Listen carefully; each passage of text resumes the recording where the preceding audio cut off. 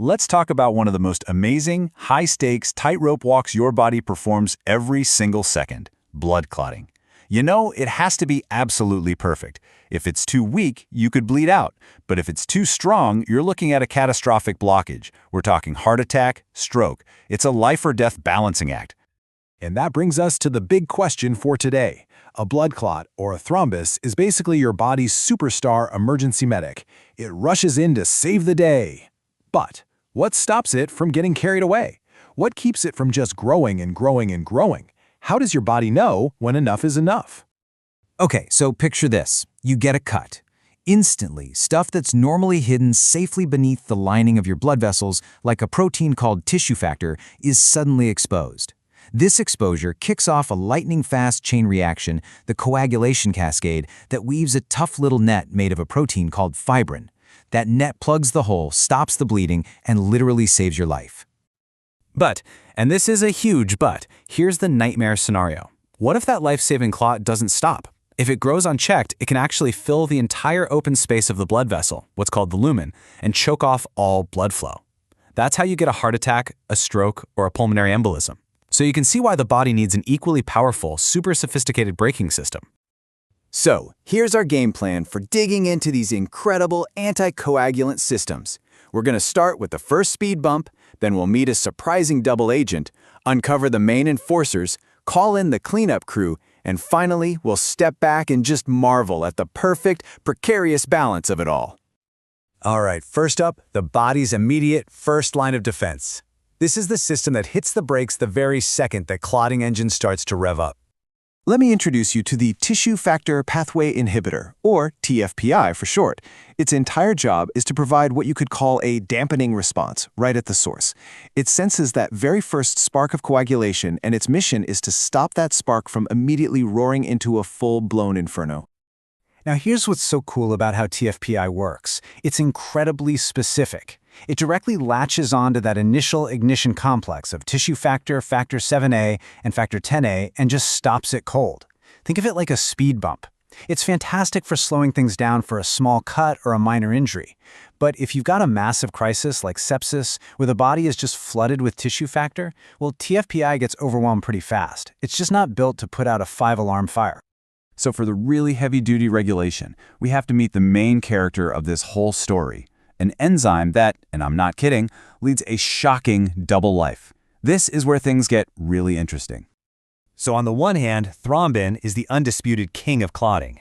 I mean, look at its day job. It snips fibrinogen to create that fibrin mesh, it whips platelets into a frenzy, and it even turbocharges its own production in this insane feedback loop. It is a procoagulant beast. But it has a secret identity. What on earth could its anticoagulant alter ego possibly be? And the plot twist comes in the form of a molecule called thrombomodulant. You see, as the clot grows, some of that thrombin starts to drift away from the injury and float over to the healthy, undamaged vessel wall. And there, it bumps into thrombomodulant. This binding is like a switch. It completely rewires thrombin's entire function, turning it from a clot builder into a clot buster. Just like that, it loses its old job and gets a brand new mission. And that one little flip, it unleashes the body's most powerful anticoagulant system. We're talking about a highly specialized team of proteins that goes on a search and destroy mission to systematically dismantle the key engines of clot formation. So what's the new mission for our flipped thrombin-thrombomodulant complex? To find a circulating protein called, simply, protein C. It finds it, it cleaves it, and it transforms it into activated protein C, or APC. And APC is the enforcer. It's now a super potent enzyme, ready to go out and shut the whole clotting party down. But hey, every hero needs a sidekick, right? For APC, that sidekick is Protein S. Now, Protein S can't do any damage on its own, but it binds to APC and acts like a turbo booster, cranking up its efficiency and making sure APC can do its job at absolute maximum power. So what is that job exactly? Well, APC's #1 target is factor 5A, which is a crucial amplifier of the whole coagulation cascade. And it takes it out with this beautiful 1-2 punch, a two-step process. First, there's a super fast cut at a very specific spot, arginine 506, which immediately slows factor 5 down. Then, with its sidekick protein S helping out, it makes a second, slower cut at arginine 306. And that one completely, totally shuts factor 5A down. Mission accomplished. And this is where the science gets personal, because it shows us exactly what happens when this system breaks. There's a really common genetic mutation called factor V Leiden, where that first cut site, arginine 506, is changed, so APC can't make that initial fast cut anymore. The result? Factor 5A is basically resistant to being shut down, and the risk of a dangerous clot just skyrockets. We're talking a 7-fold increase for people with 1 copy of the gene, and a staggering 80-fold increase for people with 2 copies. Okay, so the protein C system has put the brakes on the clot's expansion. The main fire is under control. But what about all those stray, active clotting enzymes, the embers that are still floating around in the bloodstream? For that, you got to call in the cleanup crew. This job falls to a molecule called antithrombin. It belongs to a family of proteins called serpins, and it basically acts like a molecular scavenger. It is constantly patrolling your bloodstream, hunting for active clotting enzymes like thrombin, and when it finds one, it takes it out, neutralizing it directly. And you have to appreciate this analogy because it's perfect. A serpent doesn't just block its target, it is literally a baited mousetrap. The target enzyme, like thrombin, sees the bait and goes in for the kill.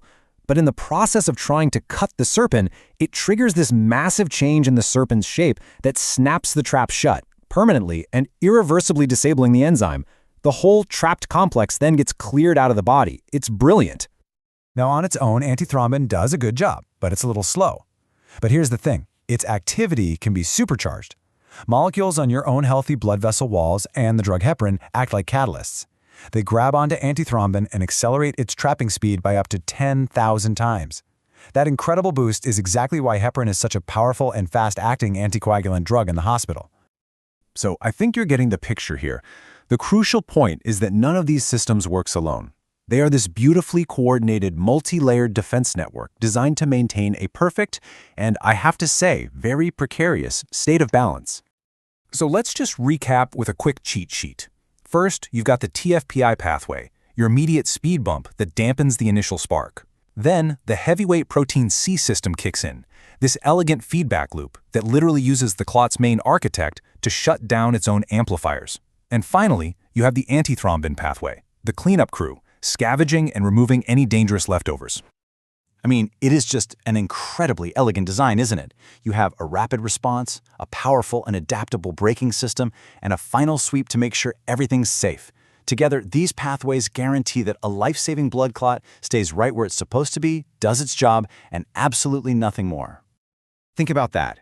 Every single minute of your life, this incredible, high-stakes biological drama is playing out inside your blood vessels, keeping you alive. It is a perfect but delicate balance. And understanding these pathways is what allows modern medicine to work, from designing new drugs to treating genetic diseases. Which really just leaves you with one final thought. What other amazing, intricate systems are hard at work inside us, keeping us safe without us ever even knowing they're there?